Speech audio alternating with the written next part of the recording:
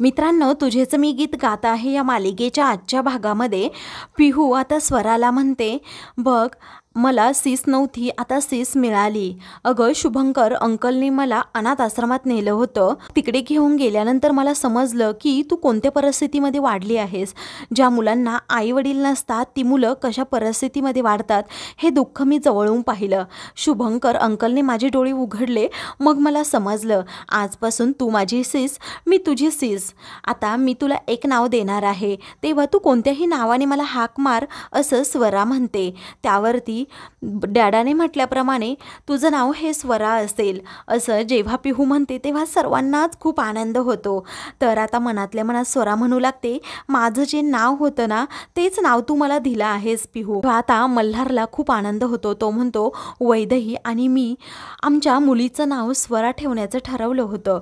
मंजुळाला देखील आता खूप आनंद होतो. तर मल्हार आपल्या मिठीत दोघींनाही घेतो.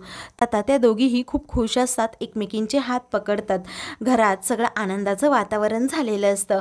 तेवढ्यातच मोनिका पिहू पिहू करत तेथे येते आणि इकडे तिकडे शोधू लागते. दुसरीकडे पिहू आता स्वराला म्हणते, अगं स्वरा, खरंच मी जे काही सांगते ना ते खरं सांगतेय.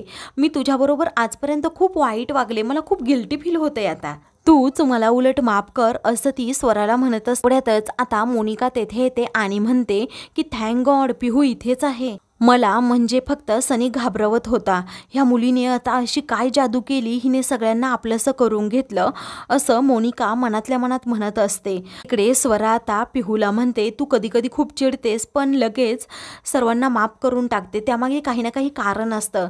तू असं मनाला लागेल असं बोलतेस पण विसरून देखील जातेस. मला हे तुझा स्वभाव ना खूप आवडतो.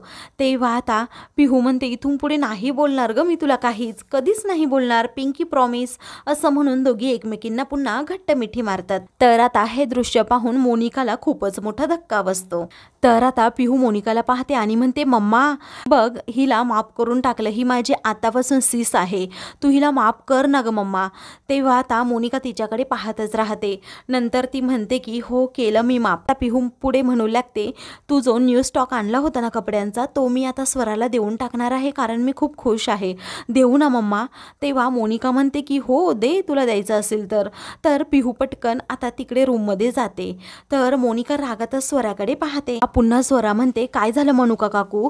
तेव्हा तू सगळ्यांना गुंडाळलं असशील तुझं गोड गोड बोलणं बोलून, परंतु मला तू गुंडाळू शकत नाही कारण तू शहाणी आहेस, तर मी दीड शहाणी आहे. मोनिकाला अजून तू ओळखलेलं नाही, मोनिका काय चालीची आहे आणि काय नाही. आपलं गेल्या जन्मीचं काहीतरी नातं आहे, त्याची परतफेड तुला करावी लागेल, असं ती स्वराला म्हणते. त्यावरती स्वरा विचारते, नक्की काय नातं आहे. त्यावरती आता मोनिका म्हणते, सांगेल ना मी तुला नंतर. तू हा जो भोळा भाबडा चेहरा केला आहे ना त्या चेहऱ्यामागे काहीतरी लपलेला आहे. तेवढ्यातच मंजुळा तेथे येते आणि तुझी मनुका काकू तुझ्याबरोबर एवढं गोड गोड काय काय बोलते असं ती विचारत असते. त्यावरती स्वरा काहीच बोलत नाही, ती जरा घाबरलेली असते. मोनिका म्हणते, काही नाही, मी स्वराला जरा काही गोष्टी समजावत होते, असं म्हणून ती आता तेथून जाते. तर मंजुळा पुढे स्वराला विचारते, काय झालं, काय बोलली ही तुला. तर स्वरा आता काहीच सांगायला तयार नसते. तेवढ्यातच पिहू तेथे येते. तिने खूप छान असा परीसारखा फ्रॉक स्वरासाठी आणलेला असतो. तेव्हा स्वरा तो फ्रॉक हातात घेते आणि पिहूला म्हणते, मी खूप दिवसांनी आज हा फ्रॉक घालणार आहे, कारण मला माझी आज ओळख मिळणार आहे ती तुझ्यामुळेच, कारण तू मला हा फ्रॉक दिला. त्यावरती पिहू म्हणते, खरंच छान आहे ना. ती म्हणते की हो छान आहे. तर आता इकडे मोनिका ही विचार करत असते, जेव्हा मी सनीला भेटायला या घरातून गेले तेव्हा सगळ्या गोष्टी नॉर्मल नव्हत्या, परंतु आता सगळ्या गोष्टी काही नॉर्मल झाल्या आहेत. असं काय घडलं असेल, स्वराला सर्वांनी ॲक्सेप्ट केलं आहे, परंतु आता सर्व माझ्या पथ्यावरच पडणार आहे, असं म्हणून आता ती खूपच विचार करत असते. आता फक्त एक गोष्ट सनीला पटायला हवी आणि डॅडानी सगळं काही व्यवस्थित करायला हवं की स्वरा त्याची मुलगी आहे, पिहू नाही. घरातील वातावरणही अगदी परफेक्ट झालं आहे. आता ह्या स्वराला एकदाच सनी बरोबर एक्सपोर्ट केलं ना, माझं आयुष्यभराचं कामच संपलं असं म्हणून मोनिका खूप खालच्या पातळीला जाऊन विचार करत असते. तर दुसरीकडे श्यामलीला तिच्या कामाचे अजूनही पैसे मिळालेले नसतात, म्हणून ती लगेच मोनिकाला फोन करते आणि विचारते, काय हो मॅडम, माझ्या पैशांची सोय कधी होणार आहे? कारण मला गावी जायचं आहे आणि मी इथे हॉटेलमध्ये राहून खूप बोर झाली आहे. त्यावरती मोनिका म्हणते, ठीक आहे, तुला तुझे पैसे मिळणारच आहे, फक्त थोडे दिवस थांब. एवढे पैसे मिळणार आहेत ना की तू आयतं बसून आयुष्यभर खाशील. आता मला आत्ताच्या आत्ता पैसे पाहिजे असा श्यामला हट्ट करते.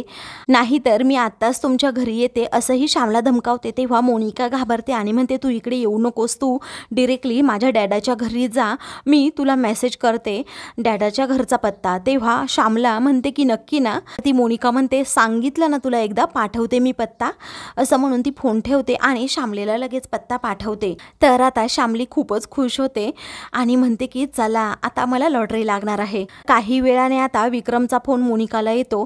तेव्हा मोनिका विचारते, काय झालं?